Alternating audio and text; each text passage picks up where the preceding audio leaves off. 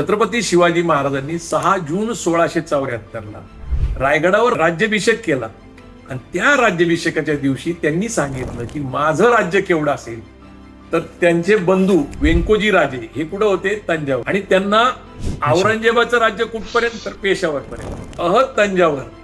तहत पेशावर अवघा मुलूक आपला हे माझं राज्य असेल. म्हणजे आदिलशाही, कुतुबशाही, मुघलशाही, निजामशाही या 4-5 शाही तर ह्याचं प्रतीक सुद्धा त्यांनी रायगडावर केलेले आहे. तुम्ही जर तिथल्या त्या तुम्ही दरवाज्यावर बघितलं तर तिथं शरब आहे. शरब म्हणजे एक सिंह आहे मोठा आणि त्याच्या 4 पायांखाली 4 हत्ती आहेत आणि त्या 4 हत्ती म्हणजे आदिलशाही, कुतुबशाही, निजामशाही, मुघलशाही याच्यावर माझं राज्य असेल ही शरब त्यांनी त्या तिथं प्रेरणा आणि विचार म्हणून. शिवाजी महाराजांना आयुष्य कमी लाभलं.